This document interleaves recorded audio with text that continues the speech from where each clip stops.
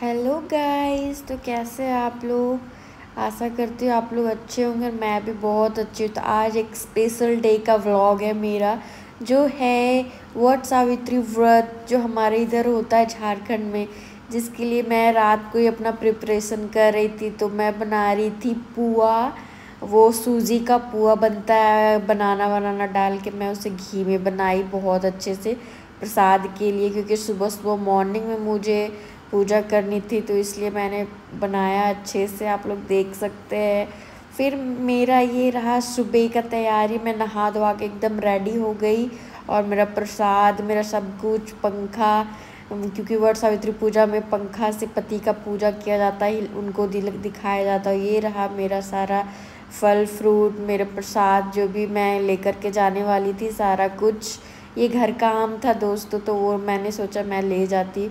और ये रहा मेरा लुक, ये देख सकते हैं आप लोग। मैं कैसी लग रही हूँ आप लोग कमेंट में ज़रूर बताइएगा। तो मैं रेडी वेडी होकर के बहुत अच्छे से, टाइम तो लगा, मैंने सोचा था कि मॉर्निंग में ही पूजा करूँगी, बट थोड़ा सा लेट हो गया गाइस, क्योंकि रात को बहुत लेट हो गया था सोने में, ये सब तैयारी करते करते। तो आप लोग देख सकते। फिर मैं पहुंच गई मंदिर, यहाँ पे पंडित जी पूजा करवा रहे हैं। तो आप लोग देखिए आगे का, मैं आप लोगों को शेयर करती हूँ। केशवम पुंडरीकाक्षम माधवम मधुसूदनम रूक्मणी सहितम देवम विष्णु देवताभ्यो नमो नमः। ओम श्रीमन महाकाली महालक्ष्मी महासरस्वती श्री विष्णु देवताभ्यो नमः। ध्यानार्थे अक्षतम पुष्पम समर्पयामि। चढ़ा देंगे अक्षत पुष्प, जल चढ़ा देंगे, रोड़ी श्रृंगार अर्पण, हल्दी चंदन चढ़ाएंगे, दूध दही पंचामृत गुड़ की मधु चढ़ाएंगे, नैवेद्य प्रसाद चढ़ा देंगे भगवान विष्णु को। ओम शर्कराख्या दिखाद्यानि तदेच्छेर्वृतानि च आहारं भज्य भोजनं च नैवेद्यं प्रतिगृह्यताम्। नैवेद्यामि समर्पयामि श्री विष्णवे देवताभ्यो नमो नमः।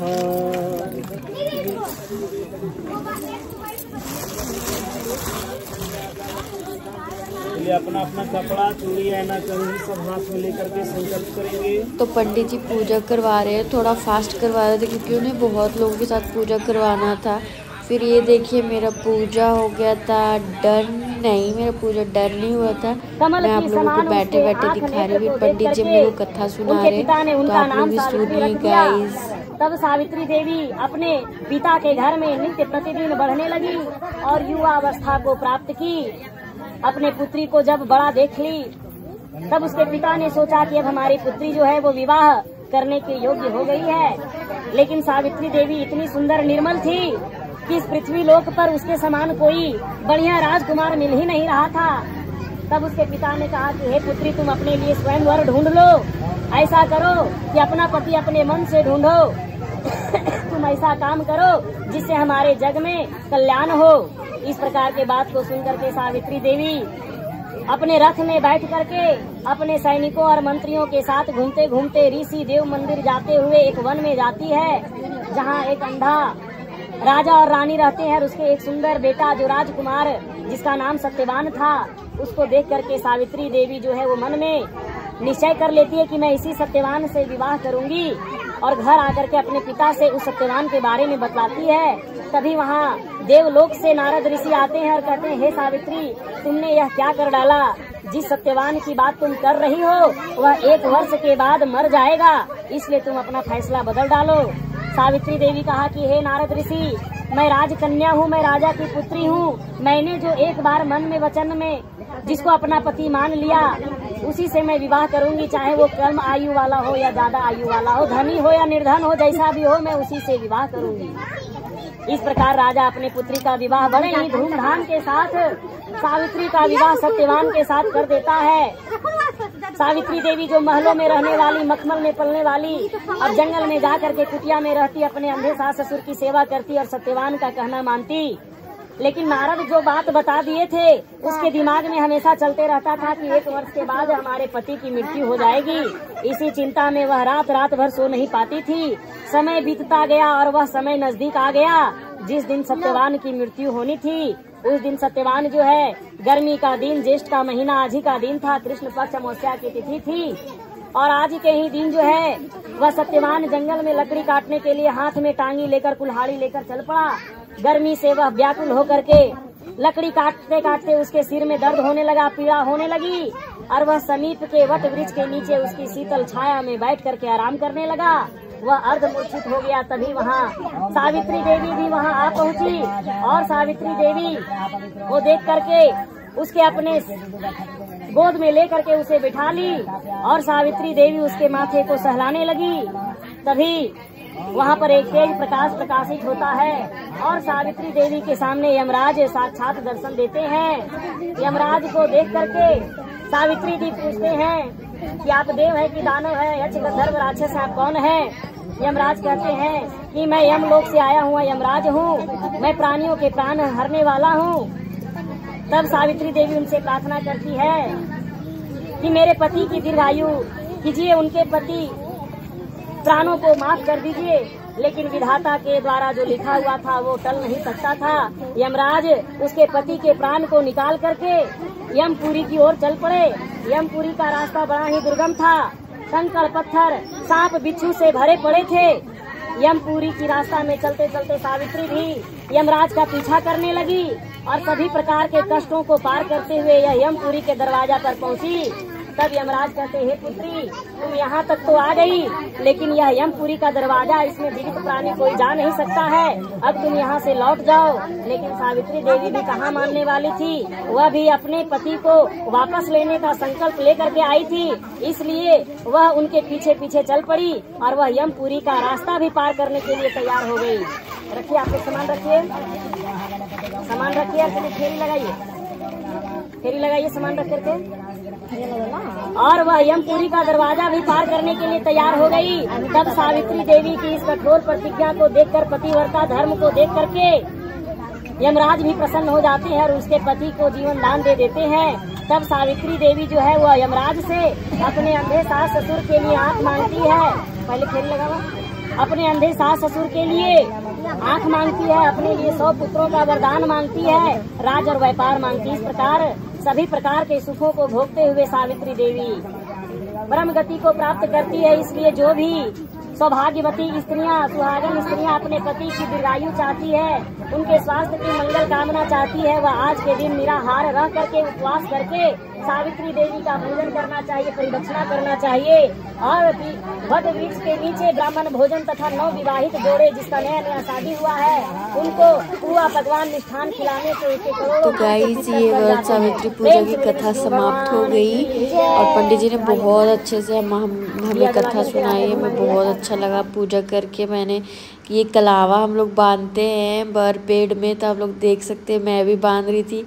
गाइस, वीडियो बनाने वाला कोई नहीं था तो मैंने खुद ही अपने हाथों से कलावा भी बांध रही और वीडियो भी बना रही हूँ गाइस। तो आप लोग को ज़्यादा मैं दिखा नहीं पा रही। उसके बाद मेरा पूजा हो गया था समाप्त। फिर यहाँ पे बहुत सारे गांव के सब लोग पूजा कर रहे थे, बहुत अच्छा लग रहा था। मैंने भी बहुत अच्छे से पूजा की, अपने पति देव के लिए कामना की और वो रहे मेरे पति जो मेरा वेट कर रहे हैं, मुझे लेकर के आए थे पूजा करने के लिए। मैं आई थी साथ में, मुझे लेकर के आए थे और बहुत अच्छा लगा पूजा करके। हमें भगवान से यही प्रार्थना करते हुए मेरे पति को लंबी आयु दे, उन्हें हमेशा स्वस्थ रखे और बहुत ही उनके जीवन में हमेशा सफलता उन्हें प्राप्त हो। मैंने बहुत मन से पूजा की थी गाइस। और आप लोग बताइए मेरा लुक कैसा रहा, मैं कैसी लग रही हूँ। मैं किसी को उतना जानती नहीं थी वहाँ पे, तो 2-4 लोग को बस जानती थी, तो उन लोग से मिली, उन लोग से सिंदूर दान जो होता है वो की। उसके बाद मैं आ गई घर अपने पति के लिए। देखिए, मैं अपने पति की सेवा आरती के लिए ये सब सजाई हुई। उसके बाद मेरा स्टार्ट हो गया। ये रहा मेरे पति थोड़े साई है तो उसकी वजह से उन्हें थोड़ा सा अजीब लग रहा था, वीडियो बन रहा था तो वो बार बार फ़ोन में ही देखे जा रहे थे गाइस। तो सबसे पहले मैंने अपने पति के पैर धोए। पैर धोने के बाद फिर मैंने उन्हें आरती दिखाई, टीका लगाया और फिर और क्या क्या किया जाता है, प्रसाद खिलाया बहुत कुछ किया। ये सब जो भी कर रही हूँ वो उन्हें मैं कर तो रही थी मन से, पर वीडियो बन रहा था तो उनको ना थोड़ा सही लग रहा था, पर ऐसा कुछ है नहीं। मैं बस वीडियो आप लोगों के लिए बनाई। मैंने सोचा यूट्यूब पे मैं अपना डालूँगी, मेरा व्लॉग आएगा तो थोड़ा तो दिखाना बनता, पर मेरे पति को बिल्कुल पसंद नहीं है गाइस, बिल्कुल नहीं। वो बहुत इरिटेट होते हैं, मतलब मैं क्या ही बताऊँ, कब वो मेरा सपोर्ट करेंगे मुझे पता नहीं। फिर मैंने उन्हें प्रसाद दिया तो वो हंस रहे थे कि ऐसा दे दिए जैसे हाथ में अभी देखिएगा वो हंसेंगे। और मैं पैर छूना भूल गई थी गाइस, तो मैंने बोला अरे रे मैं तो पैर ही नहीं छुई आपके, फिर मैं पैर छूती हूँ।